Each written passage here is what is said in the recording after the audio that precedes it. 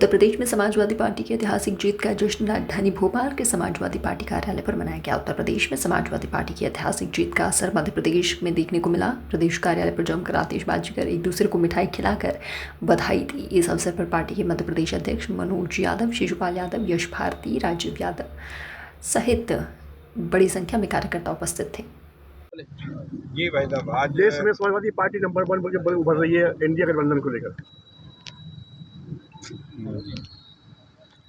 आप पत्रकार बंधुओं का सबसे पहले बहुत बहुत धन्यवाद, क्योंकि आप देख रहे हैं कि लोकतंत्र की रक्षा करने के लिए श्री अखिलेश यादव जी बेरोजगारों को रोजगार देने के लिए, किसानों के लिए, महिलाओं के लिए, सबके लिए आगे खड़े हुए हैं। भारतीय जनता पार्टी का अगर आप देखेंगे तो इस स्तर पर जा चुकी है कि हमारे प्रधानमंत्री आज तक जितने भी देश में प्रधानमंत्री हुए हैं, इतना घटिया बयान किसी का नहीं रहा है। अगर चुनाव के दौरान भी देखेंगे तो मंगलसूत्र से लेके अगर घर में दो गाय भैंस हैं तो एक दूसरे ले जाएंगे, इस तरह के बयान दिए उन्होंने। तो जनता सब समझ चुकी है, उसी का ये जवाब है, क्योंकि इन्होंने पूरी ताकत लगाई, सब तरीके से बेईमानी की है। उसके बाद देश में अगर क्षेत्रीय दलों में बात करेंगे तो समाजवादी पार्टी नंबर 1 पार्टी बन के उभरी है। अगर सभी पार्टियों में देखेंगे तो तीसरे नंबर की पार्टी है।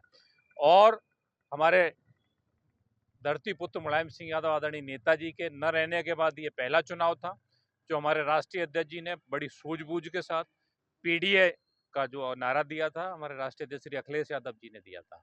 तो मध्य प्रदेश की तरफ से मैं प्रदेश अध्यक्ष हूँ और बाकी सभी हमारे यहाँ पदाधिकारीगण हैं, यहाँ पे मैं सब लोगों की तरफ से बधाई देना चाहूँगा कि उन्होंने जो हम सब लोगों का सपना था वो साकार करके दिखाया है और इंडिया को, पूरे भारत देश को एक नई उम्मीद दी है कि उन्होंने जो काम किए थे उत्तर प्रदेश में, विकास के काम किए थे, उन्होंने छात्रों को लैपटॉप दिए थे, महिलाओं को पेंशन दी, वृद्धाओं को पेंशन दी, किसानों के लिए उन्होंने बीमा कराया। जो सारी योजनाओं थी सबका तोड़ यही है कि काम, जो लोग कहते थे काम से कुछ नहीं होता है, लेकिन जो आज जो परिणाम आए हैं वो उनके काम की वजह से, उनकी ईमानदारी की वजह से, उनकी स्वच्छ छवि की वजह से परिणाम आए हुए हैं।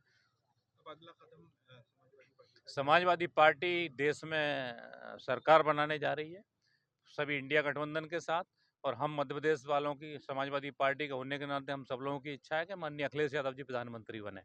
काउंटी का जो ट्रेंड चल रहा रुका हुआ कर दिया गया है, किसों पे देख रहे हैं आप? ये भारतीय जनता पार्टी बेईमानी कर रही है, लेकिन हमारे जो भी कार्यकर्ता हैं वो सभी जगह तैनात हैं और लाखों की संख्या में जहाँ जहाँ काउंटिंग चल रही है सभी जगह तैनात हैं। बेईमानी नहीं करने देंगे।